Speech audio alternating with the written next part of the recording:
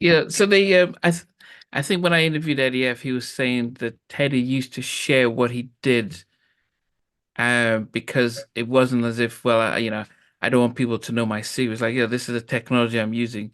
If you could do it as good as me, that's great. So Yeah. that's interesting that you said that It's true. It's so true, man. Teddy would remember there was a point in time when Teddy lived in Atlanta at the same time I was there.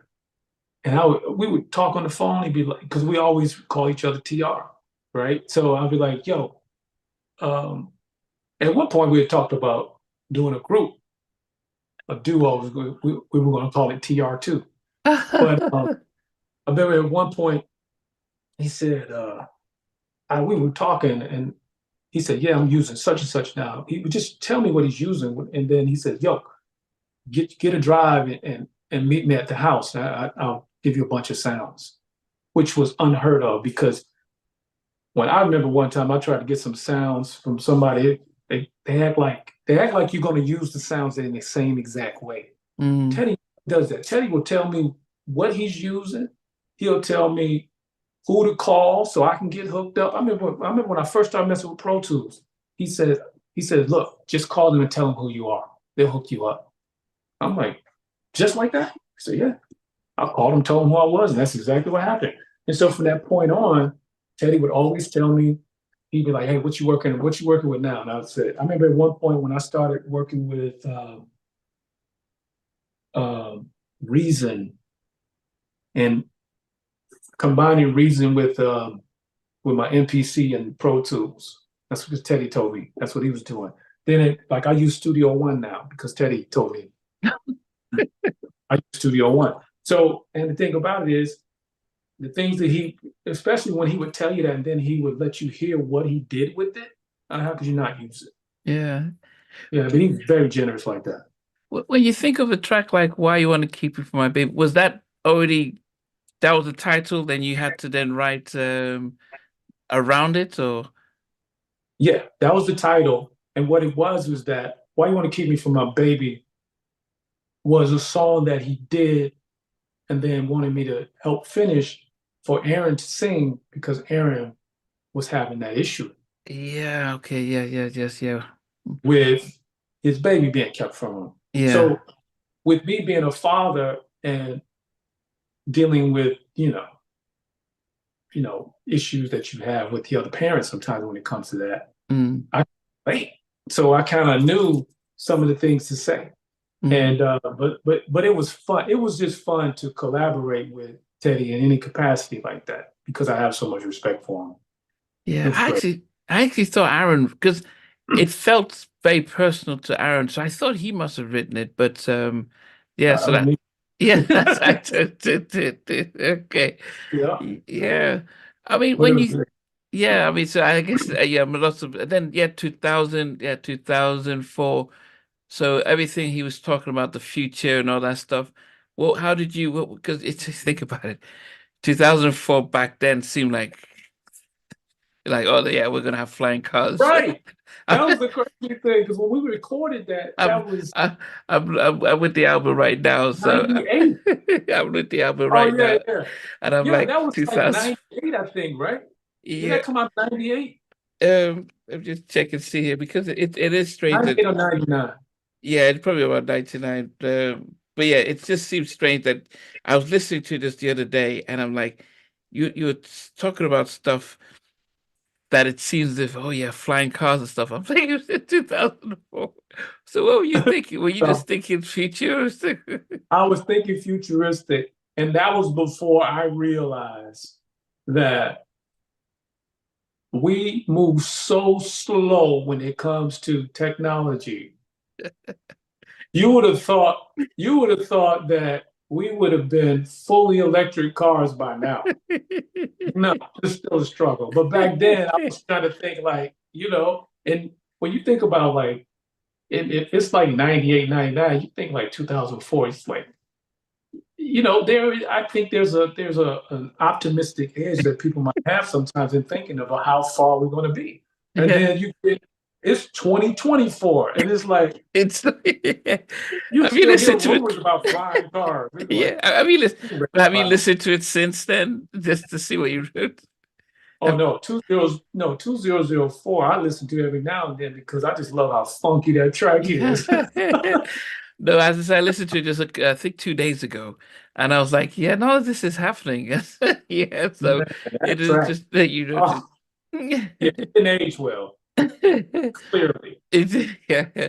But as I said, why you want to keep my phone, baby? I think, as I said, really because it spoke to a lot of yeah, a lot of dads who were going through those types of situations, and which was is a shame. And the way Aaron delivered it, you could tell it was from the heart. So Oh, yeah, he did a great job. yeah, I love him some Aaron too, man. He's just a great. He's a great singer, man. It's like just like passionate, like just the when he sings, the conviction he sings with. yeah. Yeah, unmatched.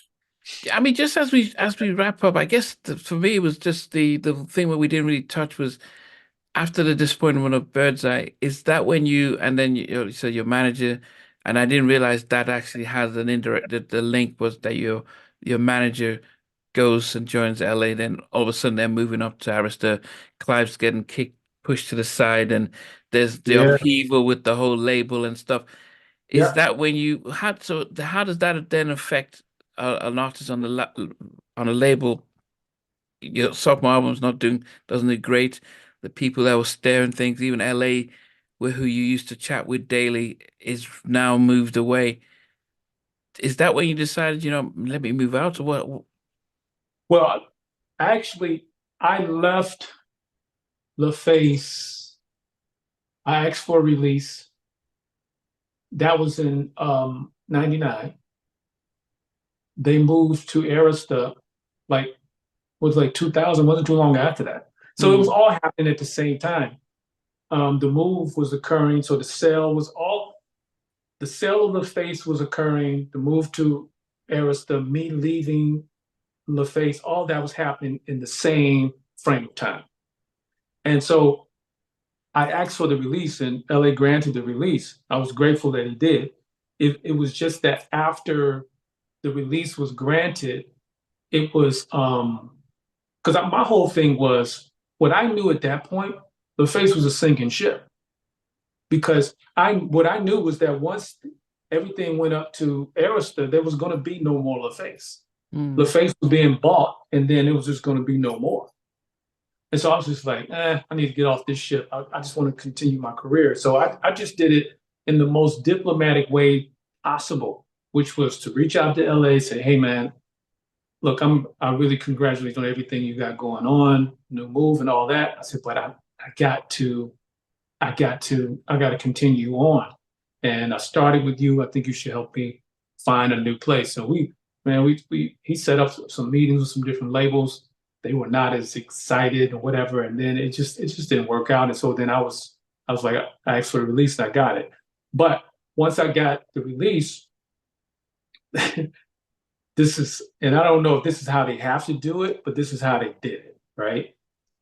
They have to issue a release, but then they have to give notice to the parent label. So they had to give notice to Arista because Arista had what was called first right of refusal to pick up the contract, which Okay. I knew they weren't going to pick up my contract. I knew that. So because my project was not something that was easy for them to understand how to work. But Whereas LA's running Arista, was he not? not at that time. Okay, Not he was still the face when I got my release. okay. And then when but I had to wait a period of time before I could talk to other labels. Mm. So I had to wait like 60 days before I could speak to anyone else after the release was granted, because that 60-day period was the time, it was 60 days that Arista had to respond Mm. to, to me being released.